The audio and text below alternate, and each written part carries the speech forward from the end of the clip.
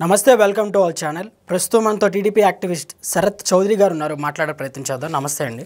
నమస్కారం. అయితే రాష్ట్రంలో వైఎస్ఆర్సీపీ పార్టీ యువత పోరుబాటకి పిలుపునిచ్చిందని విన్నాం. ఎలా చూస్తారు దీన్ని? వైఎస్ఆర్సీపీ యువత పోరుబాట అనే కాన్సెప్ట్ని తీసుకోవటం ఏదైతే ఉందో అంతకంటే హాస్యాస్పదం ఇంకోటి లేదు. ఎందుకంటే 2019 నుంచి 2024 వరకు 5 సంవత్సరాలు తీసుకుంటే జగన్మోహన్ రెడ్డి మోసపూరిత హామీలు, జగన్మోహన్ రెడ్డి ప్రతి జనవరి 1వ తారీఖు జాబ్ క్యాలెండర్ ఇస్తాను అని చెప్పిన వాగ్దానం కావచ్చు. 5 సంవత్సరాలు యువత ఆశగా ఎదురు చూశారు, ఎప్పుడు మనకి జాబ్ క్యాలెండర్ వస్తుంది అని. ఎక్కడా వచ్చిన పాపాన పోలేదు. ఆ 5 సంవత్సరాలు నిరాశ మిగిలింది యువత మొత్తానికి. దాంతో పాటుగా డిఎస్సి నోటిఫికేషన్ ఏమన్నా ఇస్తారేమో, ఒక టీచర్ ఖాళీ అయినా భర్తీ చేస్తారేమో అని చెప్పి ఎంతో మంది ఉపాధ్యాయులు వెయిట్ చేశారు. ఆ 5 సంవత్సరాల్లో ఒక్క ఉద్యోగం డిఎస్సి ద్వారా భర్తీ అవ్వకపోగా ఎక్కడా కూడా ఒక మంచి కంపెనీని ఆంధ్రప్రదేశ్కి తీసుకొచ్చే ప్రయత్నం కూడా చేయకుండా ఉన్న కంపెనీలను కూడా తరివేసే ప్రయత్నం చేసిన ఏకైక గవర్నమెంట్ ఏదైనా ఉంది అని అంటే వైఎస్ఆర్సీపీ గవర్నమెంట్. అందులో ఎన్ని కంపెనీలని బెదిరించి బయటికి పంపించారు. లుల్లు కావచ్చు, అక్కడ జాకీ కావచ్చు, ఇంకా కొన్ని పరిశ్రమల్ని ఏ విధంగా బయటికి తరలేటట్లు చూశారు. అమర్నాథ్ బ్యాటరీస్ కూడా మనకు తీసుకుంటే ఆంధ్రప్రదేశ్ రాష్ట్రానికి ఎక్కువ ట్యాక్స్ కట్టే వాళ్ళు ఎవరన్నా ఉన్నారు అంటే గల్లా జయదేవ్ గారు, అమరాన్ బ్యాటరీస్ అనమాట. సో ఆ బ్యాటరీస్ ను కూడా బయటికి పంపించే పరిస్థితికి తీసుకొచ్చి కియా మోటార్స్ అదనపు ప్లాంట్ ను కూడా అక్కడ అనంతపూర్లో స్థాపించడానికి వీలు లేకుండా వాళ్ళని భయభ్రాంతుల్ని గురిచేసి వాళ్ళు చెన్నైలో సిస్టర్ కన్సర్న్ ప్లాంట్ పెట్టుకునేటట్లుగా చేసిన ప్రభుత్వం వైఎస్ఆర్సీపీ ప్రభుత్వం. ఇక్కడ వాళ్ళు చేసిందల్లా ఏంటి అని అంటే 5,000కి వాలంటీర్లని మాత్రం నియమించుకోవటం ఒక్కటే వాళ్ళు చేసిన ఇది. అది కూడా నిష్పక్షపాతంగా అందరికీ ఏమన్నా వాలంటీర్ ఉద్యోగాలు ఇచ్చారా అంటే అది కూడా కాదు. ఎన్నో మీటింగుల్లో మనం చూసాం. విజయసాయిరెడ్డి గారు కావచ్చు, ఇంకా కొంతమంది నాయకులు ఏ విధంగా చెప్పారు, 95% of volunteers are YSRCP candidates మాత్రమే, వాళ్ళకి ఇచ్చాము, మనం మన వాళ్ళకి మేలు చేసుకున్నాము అని పలుమార్లు అన్ని మీటింగుల్లో చెప్పడం మనం చూసాం. ఈ విధంగా అప్పటి ఐటీ మినిస్టర్ ఎవరైతే ఉన్నారో కోడిగుడ్డు మంత్రి అమర్నాథ్, అతను చూస్తే ఏదైనా పరిశ్రమలు తీసుకొచ్చారా అని అంటే మామిడి తాండ్ర పరిశ్రమ, అప్పడాల పరిశ్రమ, పికిల్స్ పరిశ్రమ ఇట్లాంటివి తీసుకొచ్చామని నిస్సిగ్గుగా చెప్తున్నాడు. ఇంకేమన్నా అంటే కోడి గుడ్డు పెట్టాలి, టైం పట్టుద్ది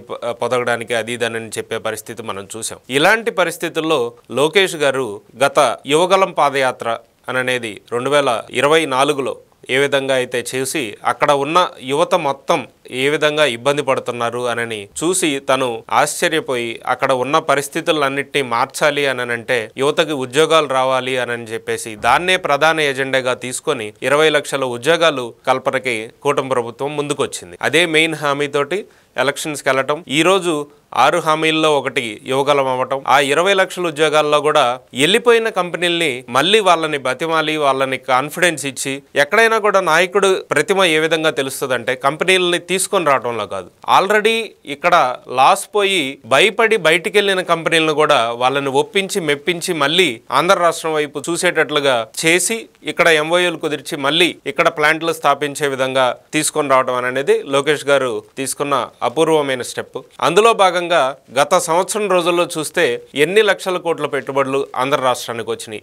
ఇప్పుడు కూడా కొంతమంది ఏమంటారంటే ఇంకా ఉద్యోగాలు స్టార్ట్ కాలేదు అని అంటారు. ఒకటే చెప్తున్నాను అందరికీ కూడా, ఎప్పుడు కూడా మనం ఈ రోజు ఇంటికి పునాది వేస్తున్నాము అని అంటే ఈ రోజు ఇల్లు కంప్లీట్ అవ్వదు. దానికంటూ ఒక పిల్లర్స్ వేసుకోవాలి, అట్లానే స్లాబ్ వేసుకోవాలి, తర్వాత గోడలు కట్టాలి. ఇట్లా ఒక స్టెప్ బై స్టెప్ ప్రాసెస్ ఏదైతే ఉంటుందో అదే విధంగా కంపెనీల్ని అట్రాక్ట్ చేయడం కోసం, వాళ్ళందరినీ ఒప్పించడం కోసం గత సంవత్సరం రోజులు తిరిగిన కృషి ఏదైతే ఉందో అవన్నీ సత్ఫలితాలను ఇప్పుడు ఇస్తుంది.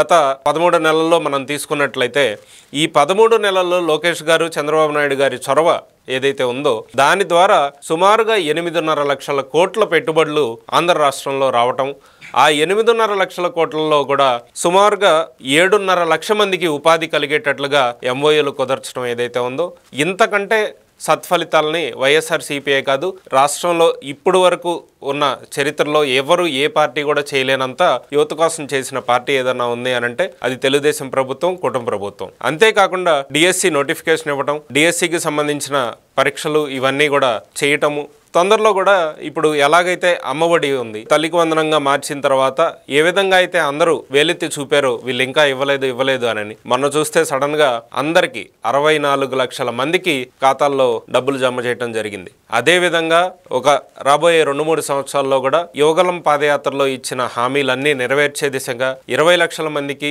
ఉద్యోగాలు ఆంధ్రప్రదేశ్లో దక్కుతాయి. వైఎస్ఆర్సీపీ లాంటి ఒక కరుడుగట్టిన పార్టీ తెలుగుదేశం ప్రభుత్వం కానీ కూటమి ప్రభుత్వం పైన ఇట్లాంటి విమర్శలు చేయటం అనేది హాస్యాస్పదం. ఎట్టి పరిస్థితుల్లో కూడా యువతకి తగ్గట్లుగా ఏదైతే ప్రామిస్ చేశారో అవన్నీ నెరవేర్చే విధంగా కూటమి ప్రభుత్వం ప్రయత్నిస్తుంది. ఆ విధంగా అడుగులు ముందుకు వేస్తుంది. అయితే నా హయాంలో నేను ఉద్యోగాలు ఇచ్చాను యువతకి, ఏదైతే గ్రామ సచివాలయాల్లో ఉద్యోగాలు ఇచ్చానని ఇప్పుడు కూడా చెప్పుకునే ఉంటారు జగన్ గారు. ఇది ఎలా చూస్తారు మీరు?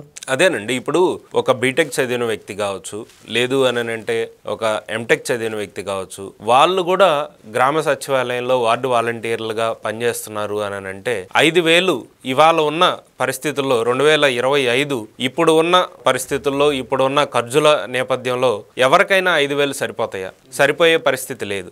వాళ్ళు గతి లేని పరిస్థితుల్లో, అక్కడ ఇండస్ట్రీ లేని పరిస్థితుల్లో, అక్కడ ఎవరు ఉద్యోగాలు కల్పించే పరిస్థితి లేకపోవడం వల్ల, ఒక నాయకత్వం లేమి వల్ల అప్పుడు ఉన్న పరిస్థితుల్లో ఆ ఉద్యోగాలకే సరిపెట్టుకోవాల్సిన పరిస్థితి అప్పుడు యువతకు ఉంది. కానీ ఇప్పుడు చంద్రబాబు నాయుడు గారు కానీ లోకేష్ గారు కానీ ఆలోచించే విధానం ఏదైతే ఉంటుందో, ఎవరికైనా సరే 1 హౌస్ 1 ఎంటర్‌ప్రెన్యూర్ అనే కాన్సెప్ట్ కూడా చంద్రబాబు నాయుడు గారు తీసుకోవటం, వీటి ద్వారా వర్క్ ఫ్రమ్ హోమ్ను కూడా ప్రోత్సహించేటట్లుగా ఎన్నో ఐటీ టవర్స్ని నిర్మించి వైజాగ్, అమరావతిలో ఇక్కడే ఎక్కువ మంది ఉద్యోగాలు చేసుకునేటట్టుగా, ప్రపంచంలో ఏ మూలన ఏ దేశంలో అయినా సరే ఏ కంపెనీ ఉన్నా సరే వాళ్ళకి ఇక్కడ అమరావతిలో కూర్చొని లేదా వాళ్ళ ఇంట్లో కూర్చొని వర్క్ ఫ్రమ్ హోమ్ చేసుకునే విధానాన్ని ప్రోత్సహిస్తూ చంద్రబాబు నాయుడు గారు తీసుకుంటున్న చొరవ అప్పుడున్న ప్రభుత్వం కనీసం వాళ్ళకి ఆ ఊహ కూడా రాలేదన్నమాట, ఇలా చేయొచ్చేమో అనేది.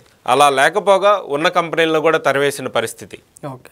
అయితే రోజా గారు కూడా కొన్ని ఆరోపణలు అయితే చేశారు. ఏదైతే కూటమి ప్రభుత్వం అయినా మీకు ఉద్యోగాలు ఇచ్చారు, మీకు మీరే ఉద్యోగాలు ఇచ్చుకున్నారు, మీకు మీరని కూటమి ప్రభుత్వంలో ఉన్న మన లోకేష్ గారిని కావచ్చు, అలాగే సిబిఎన్ గారిని కావచ్చు, పవన్ కళ్యాణ్ గారిని కావచ్చు, అట్లా ఆరోపిస్తున్నారు. ఎలా చూస్తారు దీన్ని? రోజా గారు టైం చాలా దగ్గర పడిపోయింది. ఆమె చేసిన అరాచకాలు ఏమున్నాయనేది అందరికీ తెలుసు. నగిరిలో ఆమె 2 సార్లు ఎమ్మెల్యేగా చేసింది. ఆ 2 సార్లలో నగిరిలో ఆమె వల్ల ఒరగోరిన ప్రతిఫలం ఏదన్నా ఉందా అక్కడ ఉన్న ప్రజలకి అనేది అందరికీ తెలుసు. అంతేకాకుండా ఆమె సొంత నియోజకవర్గం మనుషులు కూడా రోజు ఉదయాన్నే కూలికి పక్కన ఉన్న సిటీకి వెళ్ళి పనులు చేసుకొని సాయంత్రం మళ్ళీ వెనక్కి నగిరి వచ్చే పరిస్థితి. అది కాకుండా ఆమె అన్నట్లుగా 164 ఉద్యోగాలు తెలుగుదేశం కూటమి ప్రభుత్వంకి వచ్చింది, వీళ్ళకి తప్ప ఇంకెవరికి ఉద్యోగాలు రావట్లేదు అనేది ఆమె మాట ప్రకారమే తీసుకుందాం. 11 ఉద్యోగాలు మీకు వచ్చినాయి కదా, ఏ రోజైనా ఆఫీసుకి కరెక్ట్ టైంకి వచ్చారా? ఒక్కరోజు కూడా మరి ఆ 11 ఉద్యోగాలు మీకు వచ్చినందుకు ఒకరోజు కూడా శాసనసభకి వచ్చిన పాపాన పోలేదు, మీ రిప్రజెంటేషన్ చూపించిన పాపాన పోలేదు. ఇలాంటప్పుడు మిమ్మల్ని ఇంతకంటే ఎక్కువగా ఏమని సంబోధించాలి? ఓకే అండి, thank you very much. Thank you.